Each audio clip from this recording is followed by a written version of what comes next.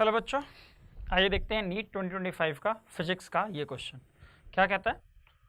A uniform rod of mass 20 kg and length 5 metre leans against a smooth vertical wall making an angle of 60 degree with it. मतलब 60 degree angle कहाँ से बन रहा है?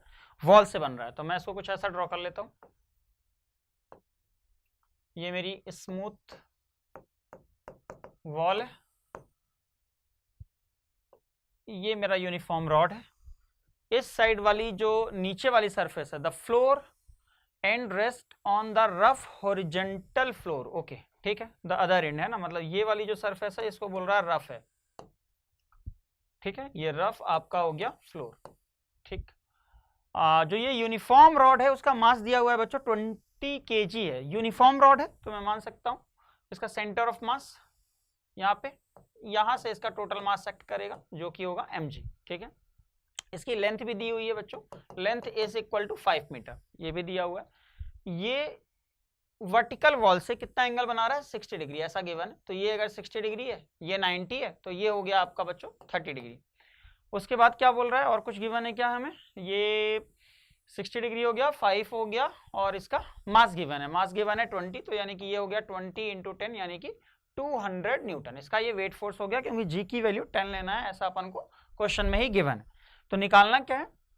The friction force that the floor exist. ठीक, यहाँ पे बेटा फ्रिक्शन लगेगा, उस फ्रिक्शन की आपको वैल्यू कैलकुलेट करनी है। तो ध्यान दीजिएगा, ये वाली जो सरफेस है, ये वाली जो सरफेस है ये स्मूथ है, यानी कि यहाँ कोई फ्रिक्शन आएगा नहीं, है ना, यहाँ कोई फ्रिक्शन आएगा नहीं। जो भी फ्रिक्शन आएगा यहाँ आएगा। सोचिए, अगर ये यूनिफॉर्म रॉड है ऐसा, अगर ये स्लिप करना चाहेगी तो कैसा करेगी? ये वाला पार्ट नीचे आना चाहेगा, ये वाला पार्ट इधर जाना चाहेगा। अगर ये वाला पॉइंट इधर जाना चाहेगा तो फ्रिक्शन इसका अपोज करेगा। फ्रिक्शन किधर लगेगा? यहाँ पे इस साइड लगेगा बेटा। ये आया आपका फ्रिक्शन, जो कि क्वेश्चन में आपसे पूछा है, फ्रिक्शन की वैल्यू आप बताइए।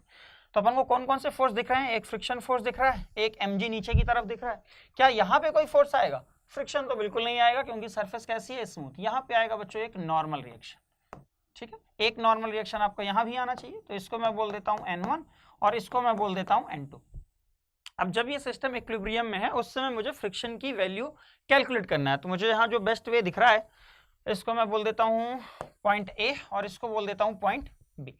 तो मैं पॉइंट ए के अबाउट नेट टॉर्क 0 कर देता हूँ। ठीक है, तो पॉइंट ए के अबाउट अगर मैं नेट टॉर्क 0 करूंगा, net torque about point A, इसको मैं 0 कर देता हूँ।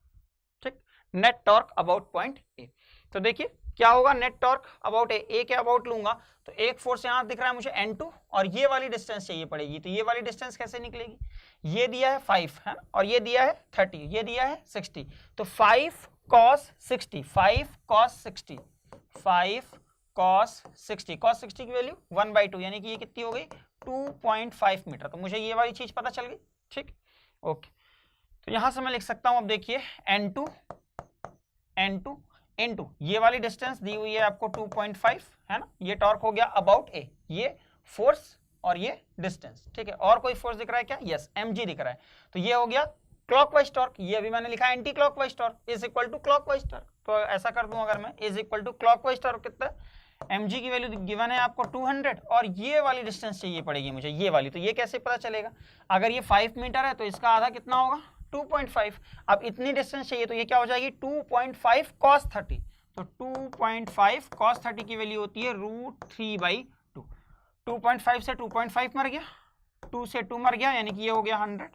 तो देखिए n2 की वैल्यू क्या आ गई बेटा? 100√3। ठीक है, ये किसकी वैल्यू आ गई? n2 की। अब ध्यान दीजिएगा, n2 जितना होगा उतना ही तो फ्रिक्शन फोर्स होगा, है ना, ट्रांसलेशनल इक्विलिब्रियम, यानी कि n2 की वैल्यू ही किसके बराबर होगी? फ्रिक्शन के बराबर होगी। तो यहां से मुझे यही चीज मिल गया, फ्रिक्शन। यानी कि जो करेक्ट ऑप्शन है वो है ऑप्शन नंबर 4।